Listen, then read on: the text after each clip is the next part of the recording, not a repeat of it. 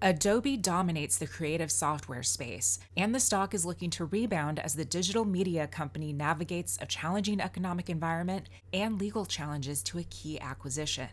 IBD spoke with Adobe executive Anil Charkravarthy, who heads the digital experience business, to get his take on the state of the digital economy and the company's strategic growth initiatives. We're continuing to see growth. I mean, if you look across different geographies, we're continuing to see people moving more of their business to digital business. Every consumer, every business is moving in that direction. What we're also seeing through the last couple of Adobe Digital Index reports is we've seen a little bit of a slowdown in the price increase. So clearly the digital price inflation seems to be slowing down in a couple of categories. We've actually seen it drop year over year, in the price increase slow down and go negative, which is great, which means that prices are tapering off. So, but overall, the digital economy continues to be at the forefront of the remaking of the overall economy. And what are Adobe's strategic priorities for 2023? And has this impacted that at all or shifted things for you? Our priorities continue to be on track with what we have talked about. We say our mission is changing the world through digital experiences. That is the overall mission of the company. And when you think of all of our key lines of business, the Creative Cloud, the Document Cloud, and the Experience Cloud, they're all aimed at how do you provide the tools, whether it's for creators, consumers, communicators, large businesses. How do you provide the document productivity tools, and how do you provide the customer experience management platform and the products to help that journey of changing the world through digital experiences? So from our perspective, the priorities continue to remain the same, and we are continuing to see those trends. Right, and you talked about seeing some of that growth continue, and Adobe just boosted its outlook in its recent quarterly earnings. Can you give us some insight on what factors are affecting that guidance and what you see are the biggest growth drivers on the digital media side this year? Yeah, you're right. We had our earnings and we raised our targets for our digital media net new ARR, annual recurring revenue, as well as our EPS target for the year. And what we see is overall, when we look at, I'll start with the digital experience business, and I'll talk overall about the whole company. In the digital experience business, we had a good start to the year. We are pleased with the pipeline we have.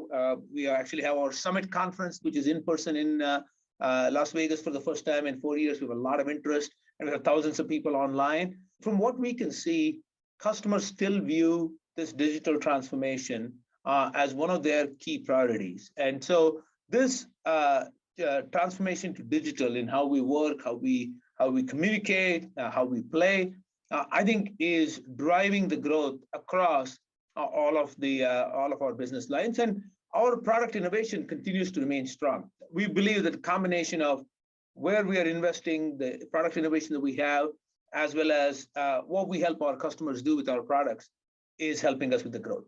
Well, speaking of what your customers do, Adobe, of course, works with many top-tier brands. What trends are you seeing in how your customers are using data and analytics to drive their growth? Yeah, I think the major themes that we hear from our customers are, first of all, around personalization. Every customer over the last 10, 15 years has invested in the basics of digital marketing, digital experience. So, having websites, digital commerce, and so on. They already have the basics in place. Now, it's really all about being able to personalize those experiences, regardless of where the customers are in their journey. This could be a new customer that you're just acquiring for the first time. This could be a customer that's already bought some products or services, and we're engaging them to make better use of what they already have from a company. Or this is about retention, making sure that the customers are happy and they're retaining and growing their business with the company. That is at the forefront of what every company is doing. So that personalization across that entire customer lifecycle is super important for our customers, and being able to do this at scale. I mean, you're talking about consumer companies with millions of consumers and business customers where you're serving thousands of business customers with maybe millions of people within those companies who are interacting with you, and being able to do that. So that's a major theme that we hear from all of our customers. The second theme that we hear a lot is what we call the content supply chain. as customers think about what drives this kind of personalization, content is super critical. If you have the right content, whether it's in an email or on the website, you get a much better response from your customers. And so that personalized content, being able to do that at scale, being able to do that, across the agencies that you work with, across your in-house teams, maybe using generative AI and so on, that is a super critical theme that we hear for all of our customers. And how is this feedback or these themes playing into that product development and helping Adobe stand out from the competition?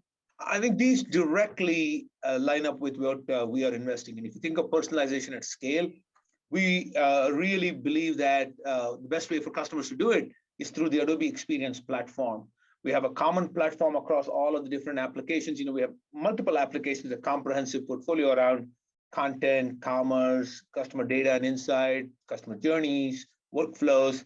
They're all integrated into a common platform, which is the Adobe Experience Platform, where you can have a unified profile of the customer so that you can deliver that integrated experience.